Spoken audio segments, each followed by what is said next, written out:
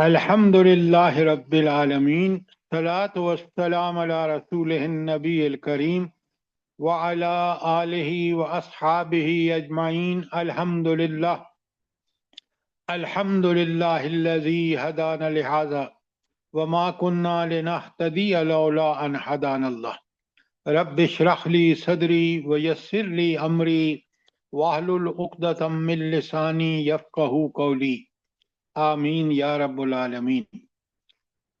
انشاءاللہ آج ہم آخری 3 آیات 284، 285 اور 286 سورہ بقرہ کی پڑھیں گے، بڑی تفصیل سے بات کریں گے اور آپ نے بہت اچھی طرح سمجھنا ہے۔ میں سوال و جواب بھی بیچ میں رکھوں گا تاکہ آپ پوری طرح بات کو سمجھ جائیں۔ تو ہم آج دہرائی نہیں کرتے بلکہ انہی کو دہرائی میں نے کل آپ کو بڑی تفصیل سے بتایا کہ انفاق فی سبیل اللہ اور سود بالکل ایک دوسرے کے الٹ ہے۔ اگر میں آپ سے جیسے کہہ رہا ہوں کہ یہ بالکل الٹ ہیں، دونوں ایک دوسرے کے برعکس ہیں، تو ثبوت کیا ہے بھلا؟ جلدی بتائیں۔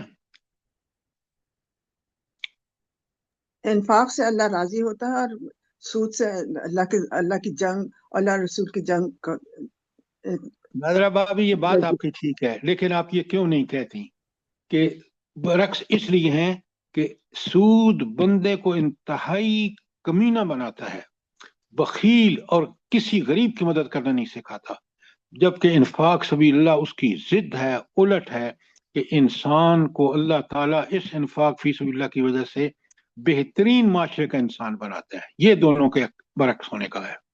اللہ کے ہاں تو بالکل آپ نے ٹھیک کہا کہ جو چیز اللہ کی ناپسند بغاوت کرے گا وہ جہنم میں جائے گا، جو اللہ کی اطاعت اور فرمانبرداری کا حق ادا کرے گا جس طرح نبی کریم صلی اللہ علیہ وسلم نے اس مثال کے کرے گا تو وہ جنت میں جائے گا۔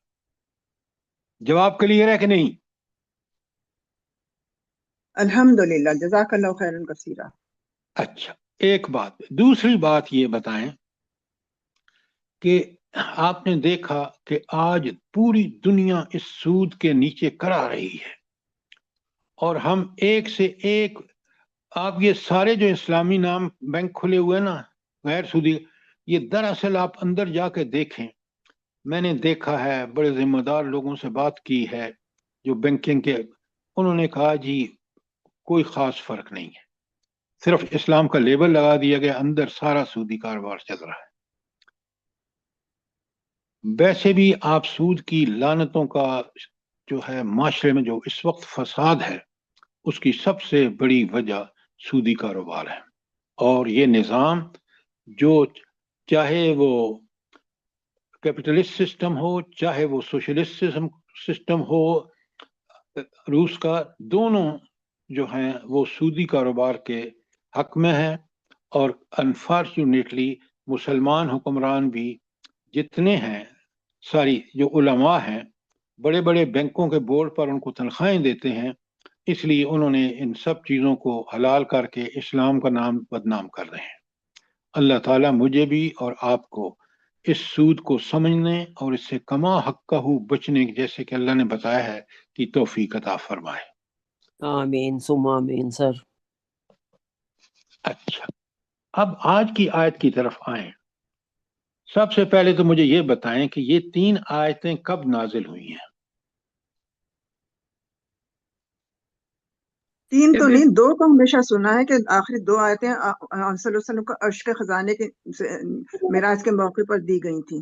ہاں، 3 آیتیں ہیں، میں آپ کے سامنے رکھوں گا جب تو آپ کو سمجھ آ جائے گی۔ یہ معراج کب ہوا ہے نبی کریم صلی اللہ علیہ وسلم کو؟ ہجرت سے 1 سال پہلے 12 نبوی، ٹھیک ہے، آپ نے ٹھیک بتایا، میں اس کو نبوت کے 12ویں سال یہ آپ نے کو معراج کی اللہ تعالیٰ نے سعادت بخشی۔ اچھا، لیکن اس کو سورہ بقرہ کے ساتھ یہاں کیوں لگایا گیا ہے؟ سورہ بقرہ تو ہجری 2 ہجری میں نازل ہوئی ہے، اور یہ آخر میں اس کے ساتھ کیوں جوڑا گیا ہے؟ سوچا کریں خدا کے لیے۔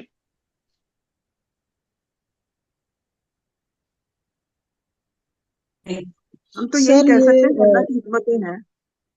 سورہ جی بقرہ کے جو اندر مضامین چل رہے ہیں اس کے حساب سے یہ موضوع ہے نا، اس لیے نہیں، آپ سر مثال دیں نا، یہ آخر میں یہ زبانی کلامی نہیں، آپ بات کریں گے تو یعنی جتنا مجھے کچھ اس میں توحید بیان کی. جی جی سر، تو جتنا توحید اس تو میں توحید بیان کیا گیا، اللہ تعالیٰ کی طاقت اور قدرتیں بیان کی گئی ہے، تو نچوڑ یہاں پہ آ کے ان آیات میں ساتھ آپ کنیکٹ غلط کہہ ہوتا ہے. رہے ہیں. سورہ بقرہ کے شروع میں سارا بقرہ سورہ توحید ہے. سر جی یہاں سر. پہ بھی دین کی بنیاد ہے، یہ بھی یہ آیات جو ہے نا دین کی بنیاد. پوری توحید، پورا سورہ بقرہ دین کی بنیاد اور اساس ہے. اب بڑے غور سے سنیں، آپ قرآن پہ غور کریں، فکر کریں. غور و فکر کریں گے تو آپ کو سمجھ آئے گا کہ یہ پوری تعلیمات کا نچوڑ ہے، جیسے کہ میں آپ کے سامنے بیان کروں گا. اور اس کی موزوں ترین جگہ یہی ہو سکتی تھی جہاں امت کو، نبی کریم صلی اللہ علیہ وسلم کی امت کو بنایا گیا امام، اس امام کو ان چیزوں کی روح پتہ ہونی چاہیے تھی، اور یہ روح ان آیات میں ہے. اس لیے یہاں بقرہ کی 143 جہاں پہ ان کو یہود کو معزول کر کے نبی کریم صلی اللہ علیہ وسلم کی امت کو دینی قیادت دی گئی ہے، اس کے اینڈ پہ یہ آیتیں اس لیے لائی گئی ہیں کہ ان آیتوں میں کمال کا نچوڑ ہے، جیسے میں ابھی آپ کے سامنے بیان کروں گا. یہ بات مجھے بتاتے تو مجھے بڑی خوشی ہوتی. آپ سنی سنائی باتیں مت کیا کریں، پڑھیں اسلاف کو، نچوڑ نکالیں، پھر آپ دیکھیں گے ابھی آپ کو پتہ چل جائے گا. میں سب سے پہلے آیت 283 آپ کے سامنے رکھ پڑتا ہوں تاکہ آپ کو پوری طرح سمجھ آئے گا. سوال کیا کریں، آپ سوال نہیں کرتے. جب سوال نہیں کرتے تو آپ کے علم میں اضافہ ہوگا. سوال بات کو سمجھنے کے لیے آپ سوال کریں. جب سوال کریں گے تو انشاءاللہ اللہ تعالیٰ آپ کو توفیق عطا فرمائے گا. اچھا، اب ذرا سنیں کہ انسان مومن کا اصل سرمایہ کیا ہے، ذرا یہ بتائیں. اس کا ایمان، سچا پکا ایمان. ایمان کے ساتھ عمل ہمیشہ صالح، نہیں کامل ایمان. ایمان اور عمل صالح دونوں، جس کی اللہ نے ضمانت دی ہے کہ جنت میں یہی جائے گا. کامل ایمان کا مطلب ہے اس ایمان کے مطابق عمل، نمبر 1. نمبر 2، اس پر استقامت، ڈٹ جائے، صبر کرے. یہ تو پہلی بات لکھیں کہ اصل مومن کا سرمایہ ایمان اور عمل صالح اور استقامت ہے.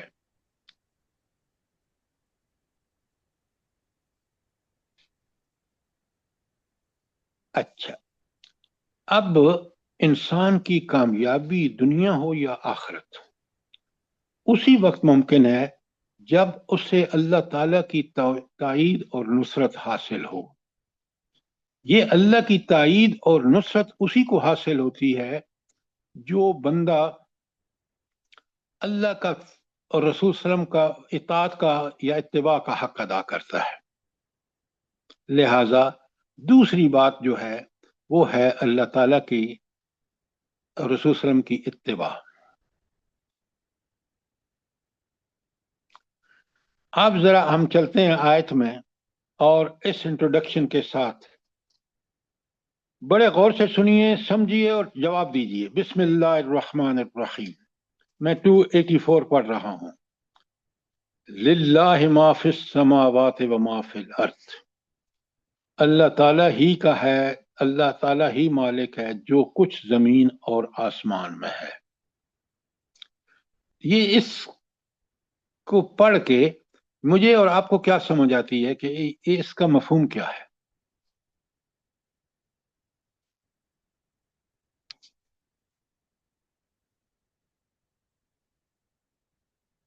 جلدی بتائیں. خالق ماں یعنی کے سر جو آسمانی اور زمینوں کا مالک ہے تو حکم بھی وہی دے سکتے. اب تو پھر یہی تو انسان کا مسئلہ کیا ہے اختیار ہے کہ وہ میڈم، بڑے غور سے سنیں. یہی تو مسئلہ ہے. ہم سنی سنائی باتیں کہتے ہیں، ہم آیت کے اندر غور و فکر نہیں کرتے. مجھے یہ بتائیں جب میں کہتا ہوں اس زمین و آسمان کا تنہا اللہ مالک ہے، یہ میرے عقیدے کی بنیاد ہے۔ کون ہے وہ مالک؟ وہ الملک القدوس السلام المؤمن المہیمن العزیز الجبار المتکبر، سورہ الحشر کی آیت 23۔ مالک بھی ایسا کہ جس کی صفات ایسی ہیں کہ مجھے اس کے اتنے انعامات ہیں اس کی صفات کی وجہ سے کہ میں شکر ادا نہیں کر سکتا، اور شدید العقاب بھی ہے۔ انعامات کے ساتھ ساتھ میری سرکشی اور بغاوت پر مجھے سخت سزا دے گا، شدید العقاب ہے۔ تو یہ آپ کا بنیادی عقیدہ ہے وہ بادشاہ کیسا ہے جس نے مجھے دنیا میں اتنی نعمتوں سے نوازا، اور اس نے مجھے پوری مخلوق کا سردار بنایا، نائب اپنا بنایا۔ تو یہ وہ اللہ ہے جو بادشاہ ہے، للہ ما فی السماوات و ما فی الارض۔ اور پھر آپ دیکھتے ہیں کہ اس نے جب حساب لینا ہے تو میرے دل کے چھپے ہوئے رازوں کو بھی اس کو پتہ ہے، اس کا بھی حساب لے گا۔ کیا میرے ارادے، میری نیتیں اللہ کی تائید اور اللہ کے اتباع اور اس کی عبادت تھی، یا دنیا پرستی، مال پرستی، ہوس پرستی، شیطان پرستی تھی؟ کمال کرتے ہیں آپ اتنی بات کو سمجھتے نہیں ہیں کہ اللہ کس طرح کا مالک ہے، پوری کائنات کا مالک ہے، وہ میرا بھی مالک ہے، اور میرا مقام اس نے بتا دیا کہ تم میرے بندے ہو، غلام ہو، تمہیں میری بات مانو گے دنیا اور آخرت کی کامیابی، میں نے تمہیں اجازت دی ہے، نہیں مانو گے کوئی بات نہیں، میرے پاس آؤ گے۔ تو یہ وہ بنیادی عقیدہ ہے جو دیکھیں نبی کریم صلی اللہ علیہ وآلہ وسلم کو بلا کے معراج کے موقع پر اللہ تعالیٰ کیا ارشاد فرما رہے ہیں، یہ خود اللہ تعالیٰ کا کلام ہے، للہ ما فی السماوات و ما فی الارض۔ یہ اللہ تعالیٰ کی قدرت جو کاملہ ہے اس کا بیان ہے، ذرا نوٹ فرمائیں۔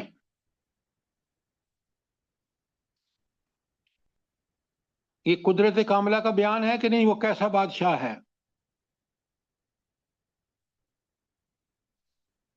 یہ آپ کے جو چیف منسٹر اور صدر ہیں یہ کوئی شے نہیں ہے، یہ کسی کے اشاروں پر ناچتے ہیں۔ ان کے اوپر جو لوگ ہیں وہ بھی طاغوت کے اشاروں پر ناچتے ہیں۔ کیا بات کرتے ہیں آپ لوگوں نے؟ قرآن پڑھیں گے تو آپ کو توحید کی روح پتہ چلے گی۔ للہ ما فی السماوات و ما فی الارض، زمین و آسمان کا اقتدار اس رب کے پاس ہے جس رب کی صفات سے قرآن بھرا پڑا ہے۔ پھر دیکھیں، آپ جب غور کرتے ہیں زمین، آسمان، چاند، سورج، ستارے، کہکشائیں، پوری کائنات، تو سمجھ آ جاتی ہے کہ اس کائنات جس میں گن ہی نہیں سکتا انسان، ان چیزوں کو کون ان کی حفاظت کر رہا ہے، کس کے حکم پر وہ چل رہی ہیں۔ یہ کون ہے؟ یہ میرا اللہ ہے، للہ ما فی السماوات و ما فی الارض۔ یہ صرف ایک چیز کی آیت کی یہ بنیادی عقیدہ نہیں ہے کہ میرا مالک اللہ ہے، میں اسی کا غلام ہوں، میں نے دنیا میں اسی کے حکم پر چلوں گا تو کامیاب دنیا اور آخرت میں۔ اب بات سمجھ آئی ہے کہ نہیں آئی؟ جی سر، سبحان اللہ۔ اچھا، اب یہ تو آیت کا پہلا ٹکڑا ہو گیا، بنیادی عقیدہ جو ہے۔ دوسری بات، بسم اللہ الرحمن الرحیم، وَإِن تُبْدُوا مَا فِي أَنفُسِكُمْ، چاہے تم وہ چھپاؤ جو تمہارے دلوں کے اندر ہے، او تخفوها، تبدو ظاہر کرو، او تخفوها، یا تم اس کو خفیہ رکھو، چھپاؤ، یحاسبکم بہ اللہ، وہ اللہ کیسی ہستی ہے، وہ کیسا مالک ہے، وہ تم سے حساب لے گا۔ یہ کیا ہے بنا؟ اس کو دو الفاظ میں کیا کہیں گے، جلدی بتائیں؟ کہ اللہ وہ ہستی ہے جو تمہارے دلوں میں چھپی باتیں ہیں، جو ظاہر باتیں ہیں، ان سب کا حساب لے گا۔ عالم الغیب والشہادہ، سر یہاں پہ یہ صفات آئیں گے نا؟ अच्छा आप बस करें, आप और कोई बात है तो बताएं। ये अल्लाह ताला का इल्म मुहीत है। लिखें, आप पहली पे लिखें कि कुदरत कामिला है इन लिल्लाहि मा फिस समावाति व मा फिल अर्द में, और यहाँ मैं उसका इल्म मुहीत है इस अगले टुकड़े में। मैं यामल मिसाल जरूरत है या राह। और भाई आप उसको छोड़ें, पहले आप मेरी बात को समझें, फिर आप सारी बातें बाद में आएंगी। बिल्कुल ठीक कह रही हैं आप। अच्छा, इल्म मुहीत है तो इससे मुझे क्या, मेरे मुतालिक जो बात कही गई है कि वो तो मुझे सारे ख्यालों का, चाहे जाहिर के हों बातिन हों, सबका हिसाब लेगा। इससे मुझे क्या, मेरे अंदर क्या एहसास उभरना चाहिए, जल्दी बताएं। सर मेरे अंदर ये एहसास उभरना चाहिए कि मेरे ख्यालात, मेरे माल का एक एक चीज़ पे अल्लाह ताला की नज़र है, तो मुझे उसी की इताअत करनी, उसी की फरमाबरदारी करनी चाहिए, ताकि मैं दुनिया में भी अल्लाह ताला की मुझे एयानत हासिल हो और आखिरत में अल्लाह ताला के सख्त आप बिल्कुल हिसाब ठीक से कह बच रही सकूं। हैं इरम, आप बिल्कुल ठीक रही हैं। ये खशियत है कि अल्लाह ताला की खशियत पैदा हो कि वो मेरे ज़ाहिरी का हिसाब नहीं लेगा, बल्कि वो दिल के जो अंदर इरादे हैं उनके ठीक होने वाले और जो गलत हैं उनका तो खशियत इलाही पैदा होती है इससे। लिखें आप इसके ऊपर कि मेरे दिल में कितना बड़ा खौफ पैदा होता है। वो तो मेरे अमाल नहीं, बल्कि वो मेरे छुपे हुए नीयतों और इरादों का भी हिसाब लेगा। ये अल्लाह कहाँ बता रहा है नबी करीम सल्लम को? मेराज के मौके पर, ताकि मैं और आप इंतहाई अलर्ट रहें दुनियावी जिंदगी गुजारने में।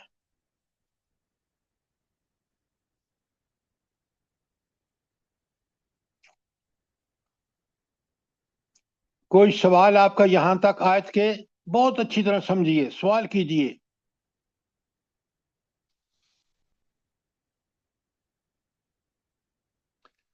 अगला टुकड़ा है यग़फ़िरु लिमन यशा, जिसको चाहेगा बख्शेगा, व युअज़्ज़िबु मन यशा, और जिसको चाहेगा अजाब देगा। क्या मफहूम है इसका? यानी सर जाहिर हर सीधी एक बात फर्दन हर एक बंदे ने अपना अपना हिसाब देना है, और वो अपने अपने हिसाब से बख्शा जाएगा और अजाब के में मुब्तला होगा। सर सजा देने में और माफ करने में सारे इख्तियारात उसी के पास हैं। अब आधी बात आप कर रहे हैं, दोनों ने आधी बात की है। यहां जो असल नुक्ता है वो ये है कि वो हिसाब लेने वाला अमलन इतना अदल और इंसाफ पर मबनी होगा उसका। ये जो ये शाह है ना, ये ऐसा नहीं है कि अंधे की तरह किसी को जन्नत में भेज दिया किसी को नहीं, एक एक पाई का हिसाब होगा। मैं यामल मिसकाल जर्रतिन खैरन यरा व मैं यामल मिसकाल जर्रतिन शर्रन यरा। तो ये हिसाब, ये जो अल्लाह ताला बख्शे और जन्नत में भेजेगा ऐन अदल के मुताबिक होगा। उस अदल में कोई दखल नहीं दे सकेगा, इतना परफेक्ट होगा अदल और इंसाफ के इंसान दंग रह जाएगा। यहां मत समझें कि अल्लाह जिसको चाहेगा भेज देगा, नहीं। अल्लाह ने कुरान में साफ बताया है कि कौन जन्नत के हकदार हैं, कौन दोज़ख के हकदार हैं, और उनको कोई, अल्लाह को कोई रोक नहीं सकेगा, किसी में ताकत नहीं है। ये है या यग़फ़िरु लिमन यशा व युअज़्ज़िबु मन यशा। आप देखें जो अब तक मैंने आपके पास 284 आयत खोली है, किस कदर बुनियादी अकीदे पर जोर है, किस कदर अल्लाह का खौफ दिलाया जा रहा है कि इंसान दुनिया में होश से रहे, समझ से रहे। अच्छा, आखिरी टुकड़ा है वल्लाहु अला कुल्लि शैइन कदीर। इसका क्या मतलब है?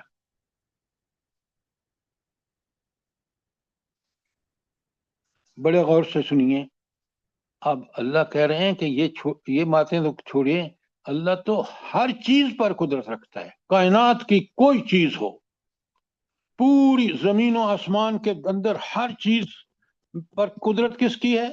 اختیار کس کے پاس ہے؟ اقتدار کس کے پاس ہے؟ اس ذات کے اللہ پاس تعالیٰ کے جس پاس کے حق اس ذات کے پاس ہے. تو تمہارا معاملہ اس سے ہے، ہوش میں رہو. آپ دیکھ رہے ہیں کہ معراج پہ جو اللہ تعالیٰ نے حضور نبی کریم صلی اللہ علیہ وآلہ وسلم کو ارشادات فرمائے ہیں کتنے عظیم ہیں. یہ ایک آیت میں پورا دین کا نچوڑ ہے. اگر تمہیں برقرار رہنا ہے، جس اللہ کے نے فیصلہ فرما دیا کہ تم دینی قیادت، جب تک یہ چیزیں تمہارے اندر نہیں ہوں گی، جب تمہاری فکر ان کے مطابق نہیں ہوگی، تم دینی قیادت کے اہل ہی نہیں ہو. سچی معنی مت سمجھیں، معنوں کو تفصیل سے سمجھیں، اور اللہ تعالیٰ نے جس مقام پر آپ کو کھڑا کیا ہے، امت کو کھڑا کیا ہے، اس کی تقاضے سمجھیں. شاباش. کوئی سوال، کوئی چیز کلیئر نہ ہوئی ہو آیت نمبر 284 کے بارے میں؟ فٹافٹ کریں.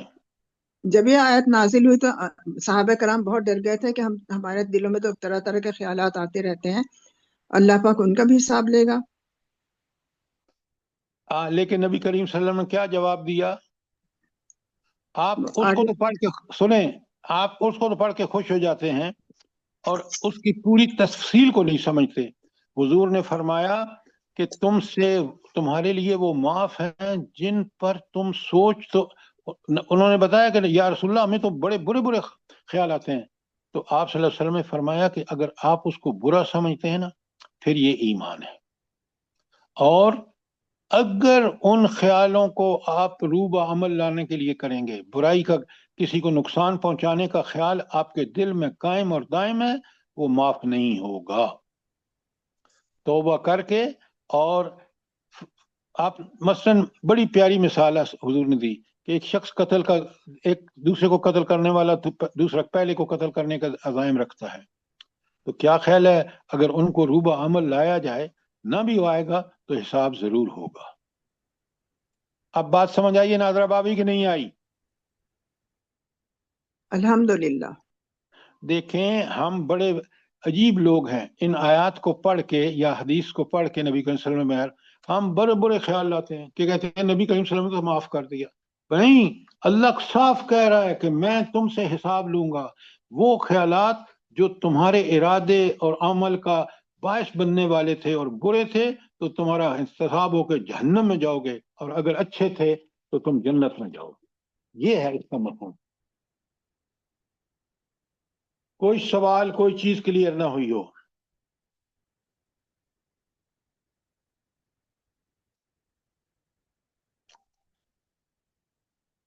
اب سنیں ذرا اس حدیث کو جو آپ بیان فرما رہی تھیں کہ جب یہ آیت آئی نا کہ وَإِن تُبْدُوا مَا فِي أَنفُسِكُمْ أَوْ تُخْفُوهُ يُحَاسِبْكُم بِهِ اللَّهُ، تو پاکیزہ صفت صحابہ انتہائی خوفزدہ کر دیا کہ اوہ ہمیں تو انہوں نے نبی کریم صلی اللہ علیہ وسلم کی خدمت میں حاضر ہوئے اور بسد ادب عرض کیا کہ حضور دل میں تو ہر طرح کے وسوسے خیالات آتے ہیں، اور اس سے بیشتر ایسے بھی ہوتے ہیں جنہیں روکنے میں آدمی قادر نہیں. اللہ کے رسول فرماتے ہیں، سنیں بڑے غور سے، اگر اللہ تعالیٰ کی ایسی وارداتوں پر محاسبہ فرمائے گا تو ہمارا کیا بنے گا؟ ہم تو تباہ ہو جائیں گے. نبی کریم صلی اللہ علیہ وسلم نے فرمایا کہ تم یہود کی طرح یہ کہنا چاہتے ہو کہ سمعنا وعصینا، سنیں بڑے غور سے کہ ہم نے سنا اور ہم نے نافرمانی کی. تمہیں تو شیوہ تسلیم و رضا کا اختیار کرنا چاہیے، کیونکہ تمہاری زندگی پر یہی لباس راست آتا ہے مومن کے. صحابہ کہتے ہیں کہ کہتے ہوئے جھک گئے، سمعنا و اطعنا، کہ ہم نے سنا اور ہم نے اطاعت کا حق ادا کیا.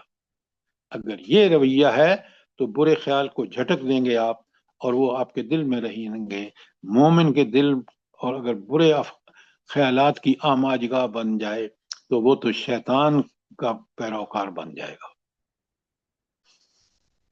اب بات سمجھ آ گئی کہ نہیں آئی؟ الحمدللہ.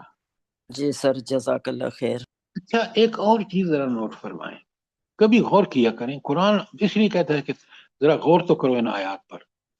अच्छा, वो ये है कि अल्लाह ताला ने कितना रहीम और करीम है कि उसने हमें अंबिया मबूस फरमाए हमारी बेहतरी के लिए, उसने किताबें नाज़िल फरमाई। अब इसके बाद आदमी के पास कोई दलील नहीं है कि वो नेकी क्यों नहीं करता। हुज्जत ये बन गई, अल्लाह का रसूल आ गया, उसने अमल करके दिखाया। आज भी देखें, सदियां गुजरने के बाद मुझे एक तारीख में बता दीजिए कि कोई मोहम्मद रसूलुल्लाह सल्लल्लाहु अलैहि वसल्लम जैसा सीरत और किरदार का आदमी हो। आप हैरान होंगे कि 100 बंदों की लिस्ट बनाई पिछली सदी में, और बनाई भी काफरों ने, उन्होंने सरे फहरिस्त रखा तो मोहम्मद रसूलुल्लाह सल्लल्लाहु अलैहि वसल्लम को रखा।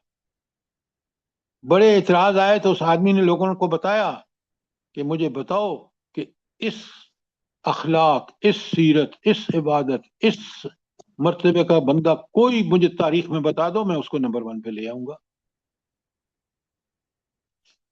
भला बताएं नंबर 2 पे कौन है, जल्दी बताएं। सर हजरत अबू बकर सिद्दीक रज़ी अल्लाह। नहीं, हजरत उमर रजी अल्लाह ताला, क्यों उन्होंने हुकूमत करके 10-12 साल हक अदा किया और नबी करीम सल्लल्लाहु अलैहि वसल्लम की सुन्नतों को एक एक को पूरी तरह महफूज कर दिया। खुदा के बंदो, आप देखें तो सही हमारे असलाफ कौन लोग थे।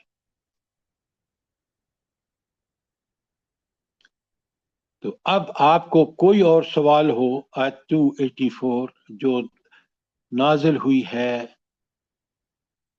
12 हिजरी में मेराज के मौके पर, लेकिन उसकी तफसीलात कुछ मैंने आपके सामने बयान की हैं।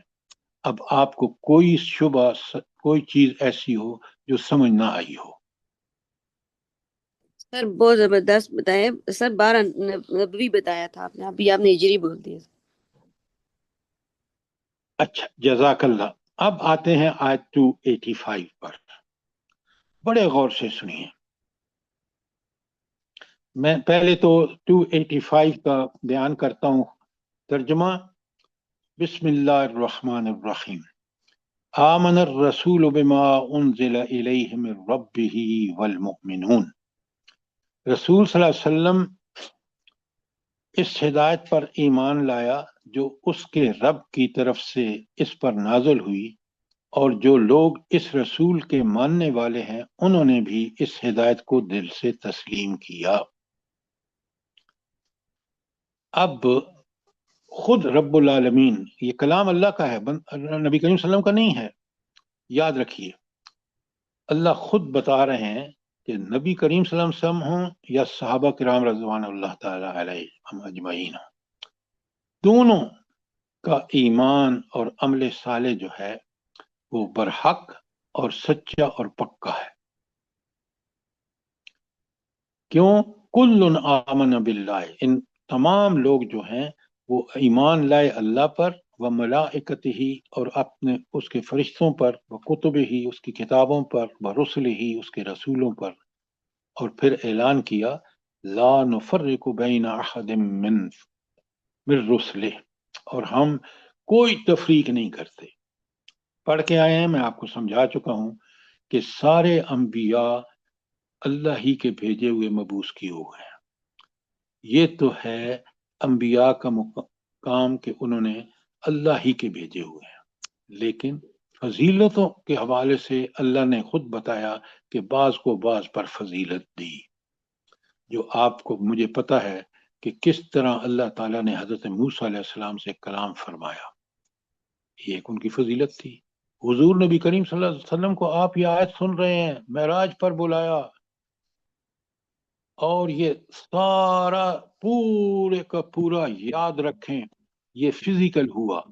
जिस्मानी लिहाज से मेराज पर गए, पहले मक्का से ले जाया गया बैतुल मक़दस, वहां इमामत कराई सारे अंबिया की, और फिर वहां से गए आसमानों पर। ये सब कुछ जिस्म, पूरे जिस्म के साथ हुआ, पूरे शऊर के साथ हुआ।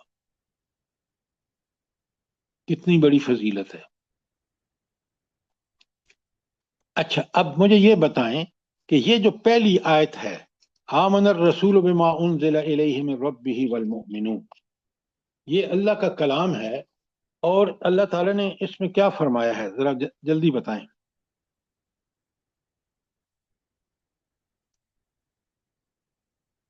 ईमानियात है सर ये। अच्छा डॉक्टर साहब, आप मुझे ये बताएं, ये ईमानियात की ये तरतीब पहले कहाँ बयान हुई है सूरह बकरा में?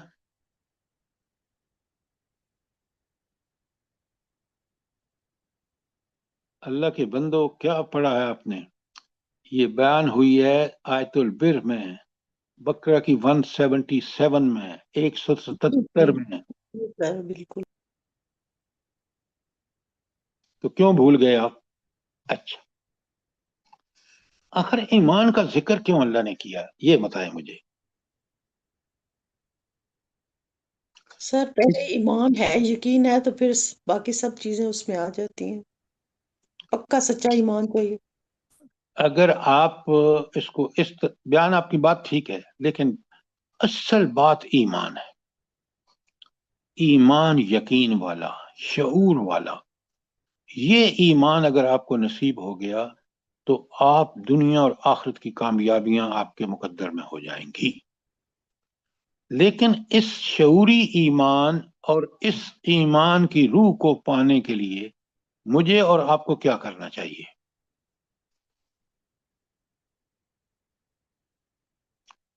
जल्दी बताएं। अल्लाह ताला की सिफात जो है उनका शऊर होना चाहिए। अल्लाह ताला की सिफात पहले डॉक्टर साहिबा, ये बिल्कुल आप बात अधूरी कर रही हैं। जब मेरा ईमान कुरान और सुन्नत के मुताबिक होगा, क्यों नहीं कहते आप? वो ईमान जो कुरान और सुन्नत के मुताबिक है वो सच्चा और पक्का ईमान है। कुरान ने उस थ्योरी बताई है और नबी करीम सल्लम ने अमल बताया है कि इस कुरान को, इस अमल किस तरह करना है। जब तक ये मेरे पास नहीं होगा, और वो मुझे उसी वक्त हो सकता है जब मैं कुरान और सीरत का इल्म हासिल करूं। बात समझ आई कि नहीं आई? बिल्कुल ऐसा ही है। अल्हम्दुलिल्लाह। अच्छा, तो अब आप देखें कि मेराज पे अल्लाह इन ईमान और ईमान की तफसीलात बयान फरमा रहे हैं। क्यों? इसलिए कि ईमान ही सब कुछ है, और अगर इस ईमान को मैंने कुरान और हदीस की रोशनी में नहीं समझा तो मैं उस कुरान ईमान से मैं महरूम रहा जो मतलूबा ईमान है।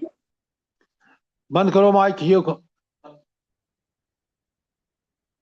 जी, बहुत अहम आयात हैं, देखें इनका शान नजूल, देखें कि ये नाजिल हुई हैं 12 हिजरी में और रख दी गई हैं सूरह बकरा के आखिर में। और सूरह बकरा वो सूरत है जिसमें अल्लाह ताला ने यहूद को माजूल करके नबी करीम सल्लम की उम्मत, अब उसका निचोड़ जो है पूरी सूरह बकरा का यहां आ रहा है। देख लें आप, सबसे अहम चीज ईमान और अकायद है। पहली आयत भी देख लिए और आपने 285 भी देख ली। सर 12 नबवी में नाजिल हुई है ना ये आयत दोनों?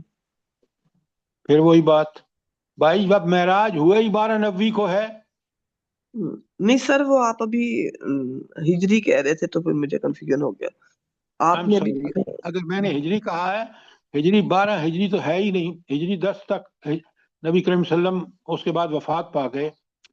तो ये 12 नबवी मक्के में हुआ और रखा कहाँ? सूरह बकरा में जो 2 हिजरी में नाजिल हुई है। अच्छा, अब जरा सा और आप इस पे गौर कर लें, कमाल की बात आई है और वो आज उम्मत में नहीं है।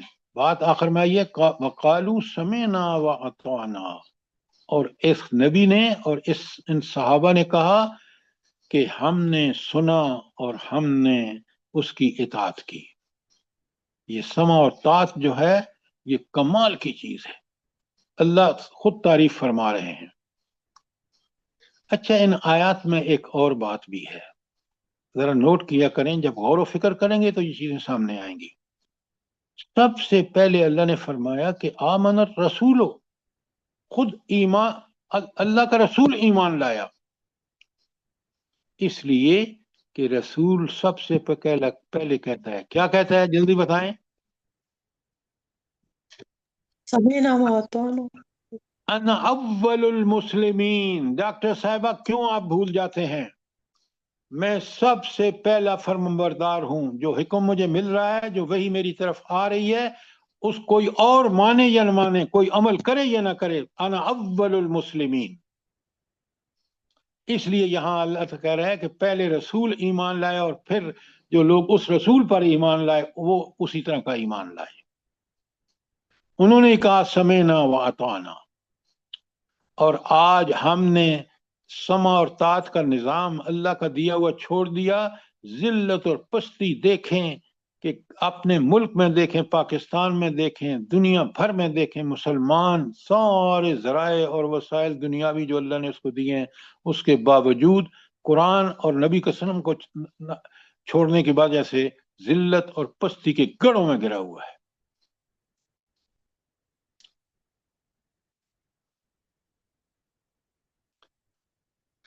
اور اسی آیت کے آخر میں جو اللہ تعالیٰ نے فرمایا نا، یہ دعا کیا دعا ہے؟ غفرانک، اے اللہ میں تیری بخشش چاہتا ہوں، مالک تجھ سے خطا بخشی کے طالب ہوں میں۔ اور پھر کہتا ہے وَإِلَيْكَ الْمَصِيرُ، انجام کار مجھے پلٹنا کس کے پاس ہے؟ تو یہ صحابہ کو اس رب کی طرف رہتی دنیا تک انسان اگر اس بات کو سمجھے کہ میں نے پلٹنا اس کے پاس ہے اور ایک ایک عمل کا حساب دینا ہے، جیسے صحابہ اور صحابیات نے، جیسے نبی کریم صلی اللہ علیہ وسلم نے پہلے سمجھا پھر ان کو سمجھایا، اور انہی کی تعریف میں یہ آیات نازل ہوئی ہیں۔ تو انہوں نے تو الیک المصیر کا مطلب یہ ہے کہ اللہ نے آزادی دے دی دنیا میں، یہی امتحان ہے، اور جب پلٹ کے اس کے پاس جاؤ گے، جس نے اطاعت کا حق ادا کیا وہ جنت میں، دنیا میں بھی اس کی تائید اور نصرت اس کو حاصل رہی، اور آخرت میں جنت۔ اور جس نے اس کے خلاف کیا، سرکشی اور بغاوت کی، اللہ تعالیٰ کہتے ہیں میں شیطان اور شیطان کے پیروکاروں سے جہنم کو بھر دوں گا۔ یہ اللہ کے فیصلے ہیں، یہ عین عدل و انصاف کے فیصلے ہیں، یہ برحق فیصلے ہیں، جن کا یہاں پوری طرح آخر سورہ بقرہ کے آخر میں ان آیات جو لائی گئی ہیں یہ بالکل واضح کر دیتی ہیں۔ تو آپ نے دیکھا کہ اچھا ایک چیز اور بھی نوٹ کرنے کی ہے، یہ جو ہے آمن الرسول بما انزل الیہ انزل الیہ من ربہ والمؤمنون، یہ غائب کا صیغہ ہے، کلام اللہ کا ہے، اور پھر متکلم شروع ہو جاتا ہے کہ، اور یہ اسلوب ہے کلام کا اور کمال کا اسلوب ہے، اور پھر ایک دعا کا اسلوب سکھایا جاتا ہے غفرانک ربنا والیک المصیر۔ تو جب میں اور آپ ان کو سمجھ کے پڑھیں گے، آپ کو پتہ ہے نبی کریم صلی اللہ علیہ وآلہ وسلم کا فرمان مبارک کیا ہے ان آیات کے بارے میں؟ جلدی بتائیں، کیا فضیلت ہے ان کی؟ سر رات کو سونے سے پہلے پڑھنے اس کو بخشش کا ذریعہ بنتی ہیں۔ خاص کر تہجد میں پڑھیں۔ ہوئے گا سر تو اگر موقع یہ واحد آیات ہیں جو آسمان پہ نازل ہوئی تھی نبی صلی اللہ علیہ وسلم پہ جب معراج پہ گئے تھے۔ وہ تو اپنی جگہ ہے، لیکن ان کا جو ایک بہت ہی اللہ تعالیٰ سنیں بڑے، پہلی روایت یہ ہے کہ جبرائیل امین نے نبی کریم صلی اللہ علیہ وسلم کو خبر دی کہ یہ آیات عرش کے نیچے سے اتاری گئی ہیں اور جیسی کسی امت کو نہیں دی گئیں، ان جیسی۔ پہلی بات یہ امت مسلمہ کا اعزاز ہے، اور دوسری بات جو ہے کہ اس کو جو پڑھ کے سمجھے گا اس پہ عمل کرے گا، اور روزانہ پڑھنے کی تاکید اسی لیے ہے۔ اب بات سمجھ آئی ہے کہ نہیں آئی؟ سر جی، ایک جو نبی پاک صلی اللہ علیہ وآلہ وسلم کی حدیث پاک ہے کہ سورہ فاتحہ اور جو حضرت جبرائیل علیہ السلام آپ کے پاس تشریف فرما تھے، یہ مسلم کی بھی ہے اور نسائی کی بھی ہے کہ آپ حضرت جبرائیل علیہ السلام نے بہت زور دھماکے کی آواز سنی اور آسمان کی طرف دیکھا، اور تو انہوں نے بتایا نبی پاک صلی اللہ علیہ وسلم کو کہ آج آسمان کا وہ دروازہ کھلا ہے جو آج سے پہلے کبھی نہیں کھلا، اور آج وہ فرشتہ نیچے اترا ہے جو آج سے پہلے کبھی نہیں اترا۔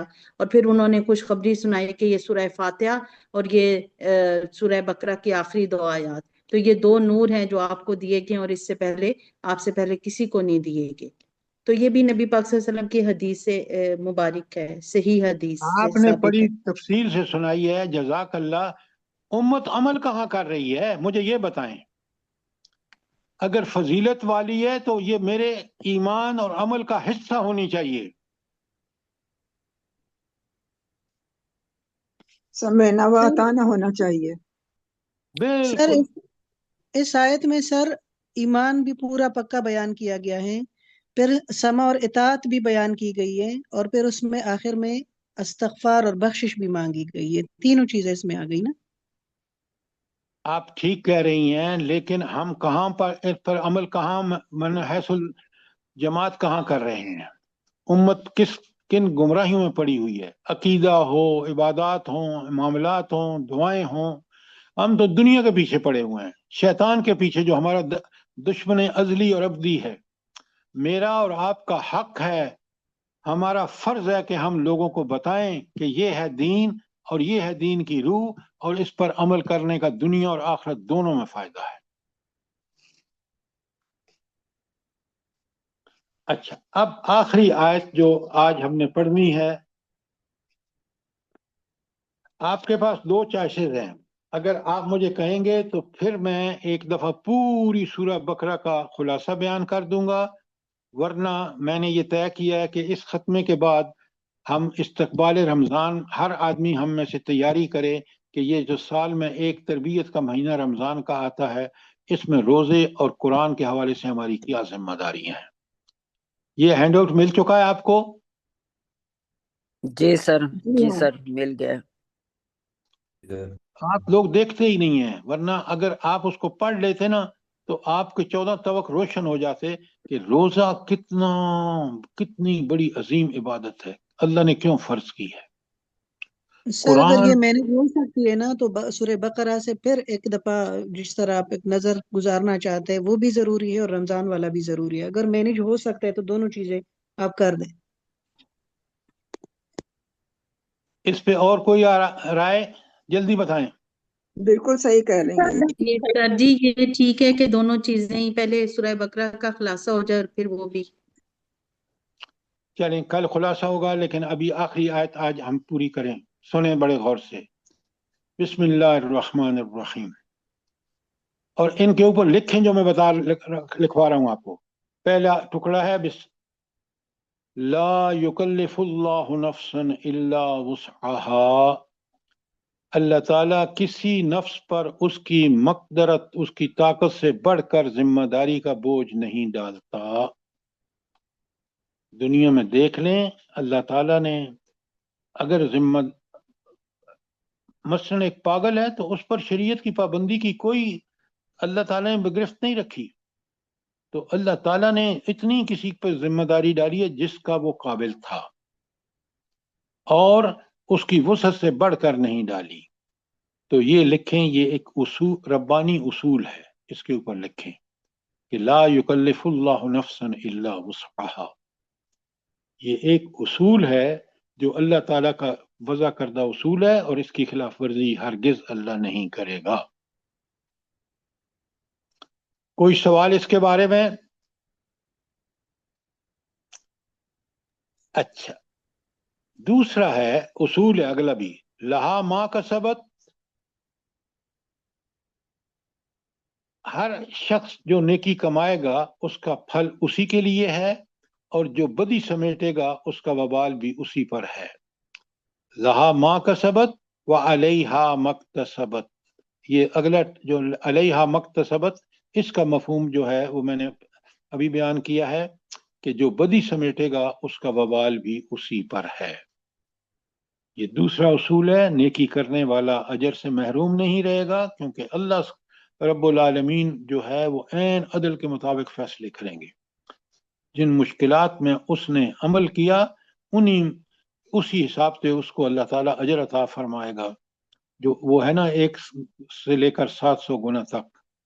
اور پھر جس نے برائی کمائی، جان بوجھ کے دل سے برائی کرتا رہا ساری زندگی، اللہ تعالیٰ فرماتے ہیں کہ پھر اس کا وبال بھی اسی پر ہے۔ یہ دوسرا اصول ہے۔ پہلا اصول تھا لا یکلف اللہ نفسا الا وسعها۔ دوسرا اصول جو ہے وہ ہے لہا ما کسبت وعلیہا ما اکتسبت۔ یہ قرآن کے اصول ہیں جنہیں اللہ کبھی ان کی خلاف ورزی نہیں کرے گا۔ اگر کوئی سوال ہے تو کریں، ورنہ آخری جو ٹکڑا ہے پورے کا پورا، ربنا لا تؤاخذنا ان نسینا او اخطانا، اے ہمارے پروردگار، اللہ سکھا رہا ہے کہ تم دعا کس طرح کیا کرو، اے ہمارے رب ہم سے جو بھول چوک جو قصور ہو جائیں ان پر گرفت نہ کر۔ ربنا لا تؤاخذنا ان نسینا او اخطانا ربنا ولا تحمل علینا اسرا کما حملتہ علی الذین من قبلنا، اے اللہ ہم سے وہ بوجھ نہ اٹھوانا جو تم نے، اے اللہ جو آپ نے پہلے لوگوں سے اٹھوایا۔ اچھا، یہ پہلے لوگوں سے کون سے بوجھ اللہ تعالیٰ نے اٹھوائے اور کیوں اٹھوائے، جلدی بتائیں۔ سر یہ بنی اسرائیل ہے۔ بتائیں نا ان کی بوجھ کون سا تھا اور کیوں نافرمانیوں اٹھوایا۔ بنی اسرائیل کا نام لے کے آپ بات چپ ہو گئے۔ کی نافرمانیوں کی وجہ سے بہت سی چیزیں ان پہ حرام کر دی اللہ تعالیٰ نے، اور اور ان کے اوپر اس مثلاً طرح اللہ تعالیٰ نے ایسی آزمائش پہ بھیجی کہ وہ اس کا بوجھ اٹھانے کے قابل پر نہیں تھے، اپنی نافرمانیوں کی وجہ سے اللہ نے ان کو مزید آزمائش اور سخت ٹیسٹ لیے۔ آپ مجھے مثال سے واضح کریں سر تاکہ جیسے سنیں۔ مثال کے طور پر ان کے روزے ایسے تھے کہ ان کو بولنا بھی منع ہوتا تھا، اور جو چھوٹیں ہمیں اللہ تعالیٰ نے دی ہیں رمضان میں وہ ان پہ سب ممنوع تھی سر۔ اچھا، اب آپ نے بالکل ٹھیک کہا، ارم مثال ٹھیک ہے آپ کی۔ انہوں نے کچھ چیزیں جان بوجھ کر اپنے اوپر حرام کر لی تھی۔ روزہ تو ایک چیز تھی نا، باقی چیزوں میں بھی اللہ نے پھر ان پر وہ سختی کی کہ ان کو حرامی قرار دے دیا اور ان کی زندگی اجیرن ہو گئی۔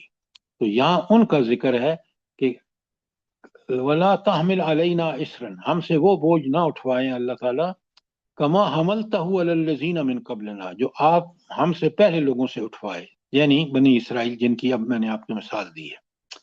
آگے فرمایا ربنا ولا تحملنا، اے اللہ ہم سے وہ بوجھ نہ اٹھوانا، ما لا طاقت لنا بہ، جس کی ہم میں کوئی طاقت نہیں۔ پھر فرمایا واعف عنا، اللہ ہم سے درگزر فرما، نمبر 1، واغفر لنا، اور ہمیں بخش دے، ورحمنا، ہم پر رحم فرما۔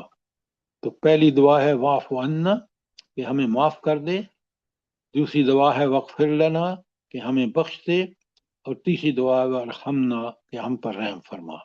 انت مولانا، آپ ہی ہمارے آقا مالک ہیں، انصرنا علی القوم الکافرین، ہمیں کافر قوم پر فتح عطا فرما۔ اچھا، یہ ساری آیت کی جو میں نے آپ کے سامنے ٹکڑا پڑھا ہے، ربنا لا تؤاخذنا سے لے کر فانصرنا علی القوم الکافرین، یہ دعا ہے، پوری کی پوری دعا ہے، اور یہ دعا اللہ نے سکھائی ہے مجھے اور آپ کو۔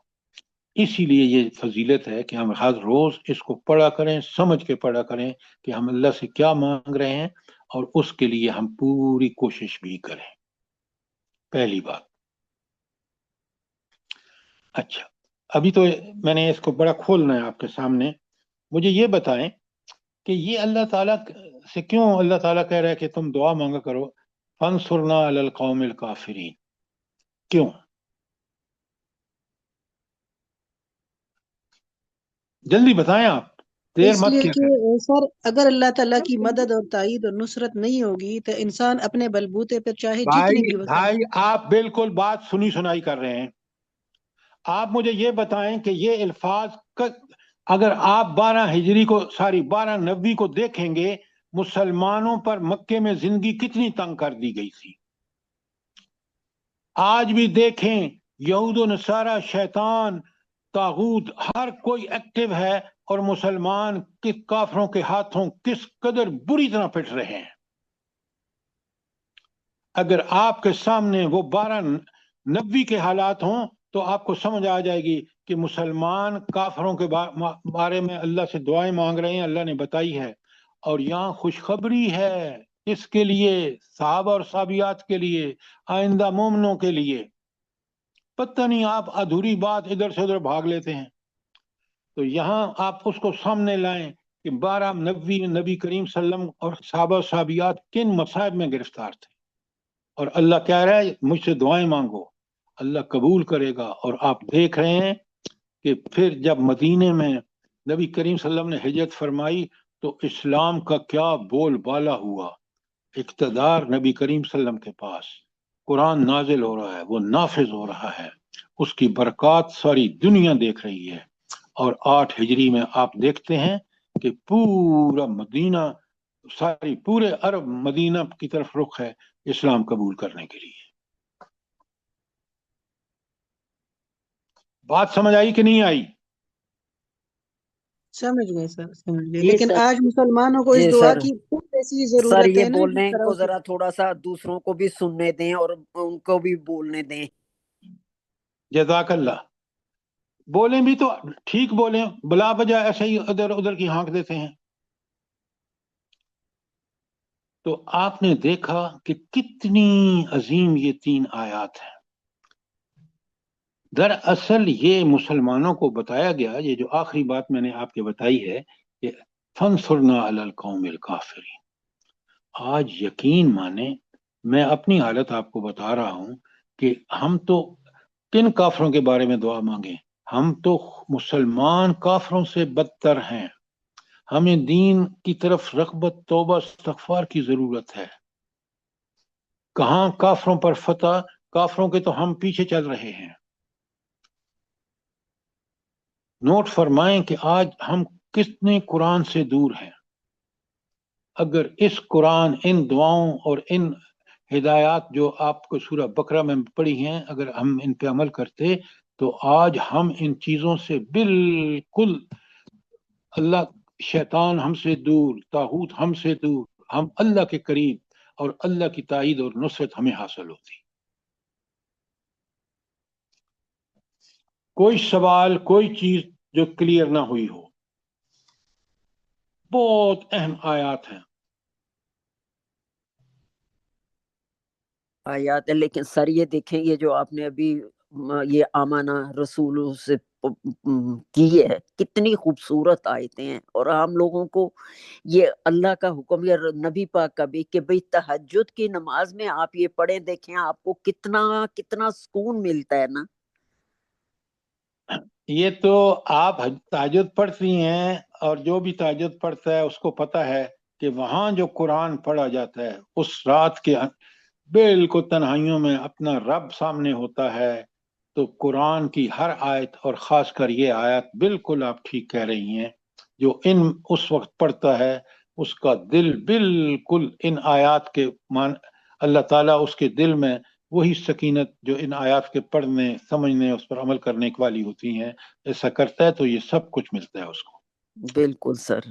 3 सूरह दुआएं जो तौबा आखिर में में अल्लाह ताला फरमाते हैं वमिनल लैलि फतहज्जद बिही नाफिला तक असा आप अन एक आयत कह रहे हैं, यबअसक। कुरान की 20वीं आयत में बता सकता हूं कि तहज्जुद सबसे अफजल नमाज, जी नफल सर। नमाजों में तहज्जुद की नमाज है।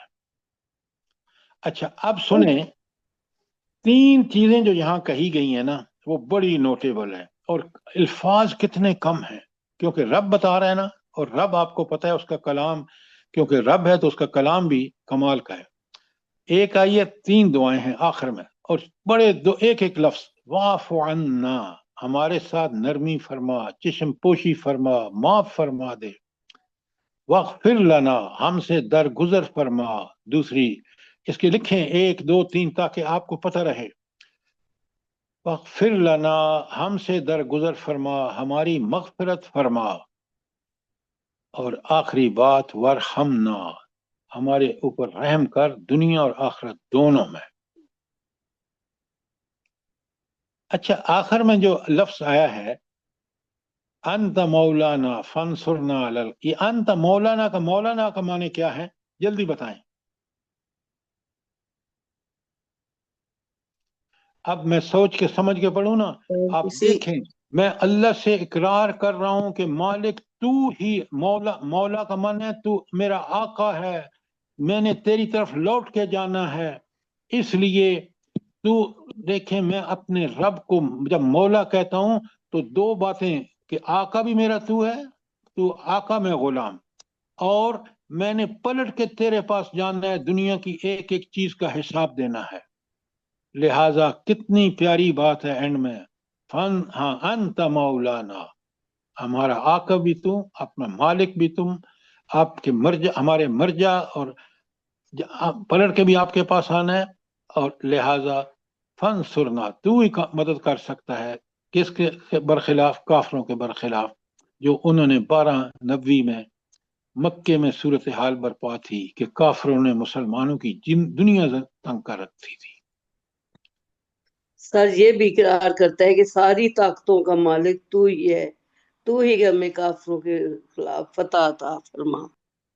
बेशक, देखे ना वो जो बात मैंने शुरू में आपके कि लिल्लाहि मा फिस समावाति व मा फिल अर्द, बादशाही उसकी, और वो उन सारी खूबियां जो मैंने आपको बताई हैं, ये मेरा अकीदा तौहीद को मजबूत करता है कि मेरा मालिक कितनी ताकतों का मालिक है। कुदरत कामला देखें, इल्म मुहीत देखें, अख्तियारात देखें, अला कुल्ल शैन कदीर देखें, बिकुल्ल शैन अलीम देखें। अगर ये मुझे यकीन हो जो मैं पढ़ता हूं, आप यकीन माने मैं कोई बुराई नहीं करूंगा,